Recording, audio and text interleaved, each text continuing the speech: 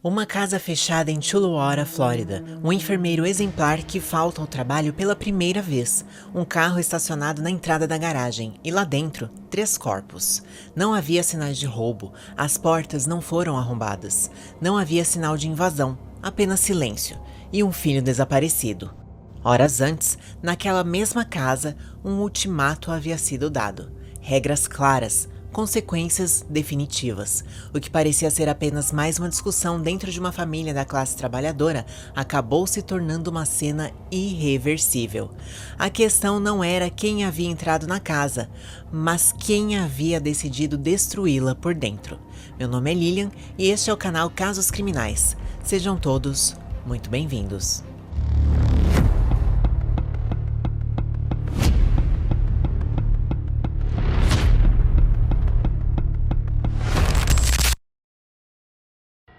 Chad Robert Amato e Margaret Ann Wade nasceram no final da década de 1950 no estado da Flórida.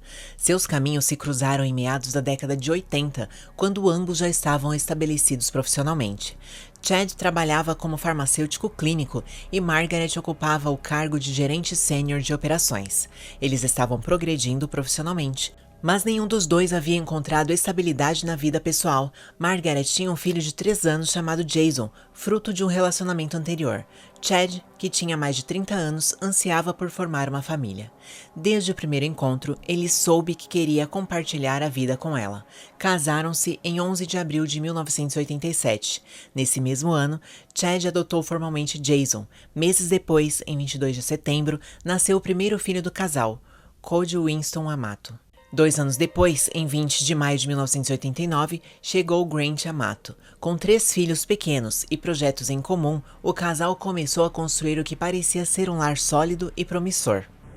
Determinados a proporcionar aos filhos a melhor infância possível, Chad e Margaret compraram um grande terreno em Chuluora, na Flórida. Lá, construíram a casa da família, uma residência espaçosa onde cada filho tinha seu próprio quarto, além de uma área de lazer. Nesse ambiente, Jason, Cody e Grant cresceram em uma atmosfera de amor e estabilidade. A diferença de idade entre Cody e Grant era mínima, o que fortalecia o laço entre eles. Eram inseparáveis. Durante esses anos, nada parecia perturbar a harmonia da família. Jason expressou o desejo de se tornar independente. Eventualmente, saiu da casa da família para trilhar seu próprio caminho. Depois de se formarem no ensino médio, Cody e Grant optaram por permanecer perto de casa. Ambos ingressaram na faculdade de enfermagem na Universidade da Flórida Central. Após se formarem, Cody e Grant decidiram se especializar em anestesiologia. O programa exigia disciplina e desempenho constante. Grant não conseguiu acompanhar o ritmo acadêmico, reprovou em várias disciplinas e abandonou o programa. Cody, por outro lado, concluiu o programa com sucesso, consolidando seu perfil profissional. A partir desse momento, seus caminhos começaram a divergir mais claramente. Cody conseguiu um emprego muito prestigiado. Seus colegas o admiravam por seu profissionalismo, comprometimento e capacidade de motivar os outros. Grant, por outro lado, estava passando por um período de incerteza. Quando finalmente conseguiu um emprego como enfermeiro, a família respirou aliviada. Mas, em junho de 2018, tudo mudou novamente. Chad e Margaret receberam a notícia de que Grant havia sido preso, acusado de roubar e de administrar medicamentos de forma inadequada. Ele perdeu o emprego. Sem trabalho, começou a se isolar. Grant passava cada vez mais tempo em frente ao computador, jogando e fazendo transmissões online. Sua rotina noturna se intensificou, assim como seu confinamento. O impacto da prisão não foi apenas profissional, mas também emocional. Grant entrou em estado depressivo, tornou-se retraído, com sentimentos de inutilidade que sua família percebeu com preocupação. Grant descobriu plataformas online de conteúdo adulto, tornou-se um visitante assíduo. Em uma dessas transmissões, ficou cativado por Silvia Vancislavova, uma modelo da Bulgária. Olhos azuis, cabelos castanhos e uma imagem cuidadosamente construída. Ela sabia como atrair a atenção e angariar doações de seus seguidores. Grant não se tornou apenas um admirador frequente, ele desenvolveu uma obsessão. Para chamar a atenção dela, ele criou uma versão alternativa de si mesmo online, um homem confiante, sedutor e financeiramente estável. O problema era que ele não tinha recursos para manter esse personagem. Grant começou a pedir dinheiro ao pai e ao irmão Cody, sob pretexto de investir em transmissões ao vivo. Porém, na verdade, ele passava seu tempo durante as sessões noturnas de Sylvia. Mas isso não era suficiente. Grant queria interagir com ela de forma mais direta. Ele lhe enviava roupas e brinquedos sexuais que ela exibia em suas transmissões ao vivo, visíveis para todos os seus seguidores. As despesas continuavam se acumulando. O dinheiro vinha de sua família, que não fazia ideia de para onde os fundos estavam indo. Enquanto isso, Grant não demonstrava nenhuma intenção de procurar um novo emprego. Seu tempo era inteiramente dedicado à tela. O abismo entre sua vida real e a identidade que projetava online começava a se ampliar perigosamente. Com o passar das semanas, a obsessão de Grant se intensificou. Não se tratava mais apenas de assistir às transmissões por horas. Ele precisava se sentir especial aos olhos de Sylvia, diferente dos demais telespectadores. Para manter essa ilusão, Grant aumentou seus gastos, comprava constantemente fichas digitais, fazia doações cada vez maiores e também enviava presentes físicos que Sylvia exibia. A atenção que recebeu, embora pública e profissional, reforçou sua fantasia de uma conexão exclusiva, mas o dinheiro não era dele. Grant começou a usar fundos da família sem autorização. Ele pegou o dinheiro dos pais e de Cody sob falsos pretextos. Alegou que precisava do dinheiro para impulsionar sua presença nas plataformas digitais. Na verdade, estava financiando seu relacionamento virtual. Quando o fluxo de caixa se mostrou insuficiente, ele ampliou a fraude, fazendo compras não autorizadas nos cartões de crédito de outros membros da família, incluindo sua avó, seu tio e um de seus primos. Enquanto isso, ele mentia para Sylvia, assegurava-lhe que era independente, bem-sucedido e dirigia um carro de luxo. Sua identidade digital tornou-se mais atraente do que sua vida real. Para a família, a preocupação não era apenas financeira. Eles observavam Grant se distanciar cada vez mais da realidade, desempregado, isolado e ativo à noite. No início de dezembro de 2018, a acusação de furto qualificado relacionada ao hospital foi retirada. A família viu isso como uma oportunidade para Grant retomar o controle de sua vida.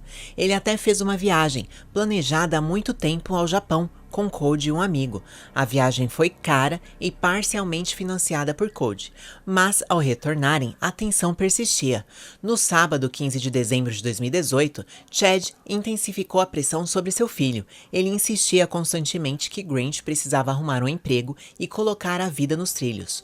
Grant interpretava essas conversas como ataques autoritários. A situação chegou ao limite na quarta-feira, 19 de dezembro. Após uma discussão, Grant saiu de casa visivelmente perturbado. Com o passar das horas e sem notícias dele, sua família registrou seu desaparecimento. Entretanto, descobriram a extensão de sua obsessão por Sylvia e seu mau uso do dinheiro. Apesar disso, temiam que ele atentasse contra a própria vida. Cody, porém, não acreditava que seu irmão se machucaria. Ele temia que ele descontasse sua raiva nos outros.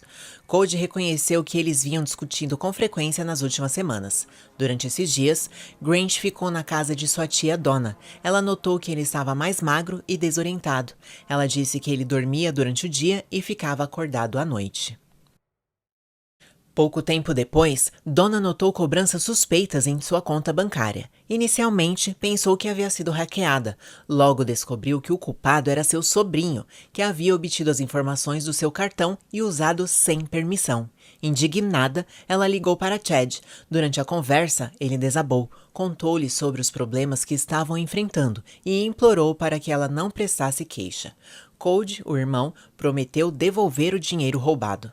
A família organizou turnos para vigiar a casa de Donna e impedir que Grant fugisse. Finalmente, na manhã de sábado, 22 de dezembro de 2018, eles conseguiram interceptá-lo e ele foi voluntariamente para uma clínica de reabilitação no sul da Flórida. A essa altura, o custo financeiro era significativo. Cody havia pago $8.000 a um advogado, $10.000 pela viagem ao Japão e se comprometeu a arcar com $15.000 da internação do irmão na clínica de reabilitação. O plano era que Grant permanecesse em tratamento por pelo menos um mês para superar seu vício em sexo online e recuperar a estabilidade. No entanto, no sábado, 5 de janeiro de 2019, Grant anunciou que estava deixando o centro. Chad foi buscá-lo e, antes de voltar para casa, teve uma conversa firme com o filho.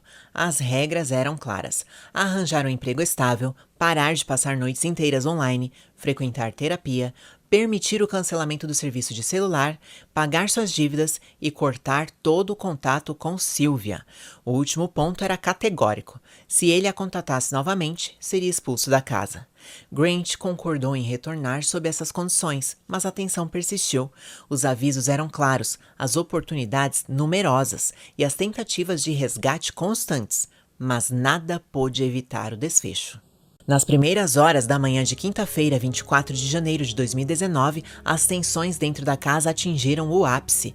Após descobrir que seu filho continuava desobedecendo às regras, o pai perdeu a paciência, o agarrou pela camisa e exigiu que ele arrumasse suas coisas e saísse de casa. E então foi para o trabalho convencido que desta vez estava falando sério. Mas Grant agiu com sangue frio. Durante aquela manhã, conseguiu uma arma de fogo e retornou à casa de sua família. Eram quase 17 horas quando Margaret sentou ao computador. Por trás, Grant apontou uma arma para ela e atirou sem hesitar. Quando seu pai, Chad, voltou do trabalho, encontrou o mesmo destino na cozinha da casa. O último a chegar foi seu irmão Cody, que foi baleado na área próxima à garagem. Com os 3 membros de sua família mortos, Grant escreveu uma carta fingindo ser seu irmão e a deixou dentro do carro. O objetivo era fazer parecer que Cody era o responsável pelos assassinatos e que havia tirado a própria vida após cometê-los. Em seguida, Grant pegou os cartões bancários do irmão mais velho e fugiu do local. No dia seguinte, sexta-feira, 25 de janeiro, a ausência de Cody no Centro Médico Regional de Orlando gerou alarme imediato. Ele nunca se atrasava, nunca faltava. Seus colegas tentaram contatá-lo sem sucesso. Sua namorada também não tinha notícias dele. Essa preocupação foi suficiente para motivar um pedido às autoridades para que realizassem uma verificação de bem-estar na residência da família. No meio da manhã, um policial chegou à residência e viu o carro de Cody estacionado na entrada da garagem. Ele bateu na porta. Ninguém respondeu. Como as portas estavam trancadas, forçou uma delas. Dentro da casa, encontrou primeiro o corpo do pai, na cozinha. Ele avançou cautelosamente e avistou Cody em uma porta entre a academia e a garagem, ainda com sua roupa de trabalho. Finalmente, encontrou Margaret debruçada sobre a escrivaninha. Minutos depois, chegaram reforços e peritos criminais. No veículo encontraram o bilhete que Cody supostamente havia escrito, no qual pedia ao irmão que voltasse, prometendo resolver todos os seus problemas. Após a descoberta dos corpos, a atenção das autoridades se concentrou em localizar o único membro desaparecido da família. No sábado, 26 de janeiro, por volta das 7h45 da manhã, Grant foi localizado em um hotel do condado de Orange, na Flórida. Durante o interrogatório inicial, Grant alegou que havia saído de casa assim que seu pai lhe pediu e que não tinha nenhuma ligação com o ocorrido. Afirmou que no dia anterior esteve ocupado participando de entrevistas de emprego, tentando reforçar a ideia de que estava focado em reconstruir sua vida, e falou de sua família com aparente carinho. No dia seguinte, o gabinete do xerife informou à imprensa que Grant estava cooperando e havia sido liberado enquanto a investigação continuava. No entanto, as crescentes evidências se provaram conclusivas. Na segunda-feira, 28 de janeiro de 2019, pouco depois do meio-dia, ele foi formalmente preso, acusado de 3 homicídios premeditados e sua fiança foi negada. O advogado de defesa declarou que Grant mantinha sua inocência. Durante a audiência, ao ver as fotografias da cena do crime, ele foi questionado sobre como se sentiu. Grant salientou que sua família o culpava há meses por arruinar suas vidas, roubar e não seguir as regras da casa, então a polícia também poderia considerá-lo responsável pelos assassinatos. A aparente indiferença com que ele falou deixou uma impressão perturbadora. Conforme o processo legal se desenrolava, os investigadores aprofundaram-se na análise forense e digital. No computador de Grant, encontraram fotografias de cartões de crédito pertencentes à sua avó, seu tio e a um primo. As transações confirmavam cobranças fraudulentas destinadas a financiar sua obsessão. Os registros do seu celular e os extratos bancários das contas de seus pais e de Cody revelaram contradições com a sua versão dos fatos. A falsificação da carta encontrada no carro, com o intuito de incriminar Cody, também foi exposta. Para a acusação, o cenário fazia sentido. Seu vício em serviços sexuais online e sua obsessão por um relacionamento inexistente havia ofuscado todas as outras prioridades. A família tornou-se o meio para manter essa identidade fictícia. Algumas estimativas indicaram que o valor gasto girava em torno de $200 mil. Descobriu-se que Grant havia contraído um empréstimo de $65 mil usando a casa da família como garantia. Entretanto, o impacto emocional sobre parentes e amigos foi profundo. Muitos acreditavam que a mãe provavelmente não teve tempo de assimilar o que estava acontecendo. Para o pai e o irmão, a ideia de terem sido traídos por alguém que amavam foi devastadora para aqueles que se importavam com eles. O julgamento ocorreu em agosto de 2019. Durante as audiências, Grant foi visto chorando enquanto as provas e os depoimentos eram apresentados. Mesmo assim, o júri chegou ao veredito unânime de culpado em todas as 3 acusações de homicídio em primeiro grau, mas não chegaram a um consenso na recomendação da pena de morte e a opção foi descartada. Durante a audiência de sentença, Jason Amato, o único filho sobrevivente de Margaret, fez seu depoimento de impacto como vítima e expressou a dificuldade de lidar com o luto diante de múltiplas perdas e profunda incerteza quanto ao futuro. Por fim, Grant Amato foi condenado a 3 penas de prisão perpétua sem possibilidade de liberdade condicional. Sua equipe de defesa comemorou o resultado como uma vitória, já que ele havia evitado a pena de morte. No entanto, para seus familiares e amigos, nada poderia compensar a perda. Se você achou as informações compartilhadas interessantes e informativas, curta e inscreva-se no canal, que nos ajuda muito. Obrigada por assistir até aqui. Nos vemos no próximo vídeo.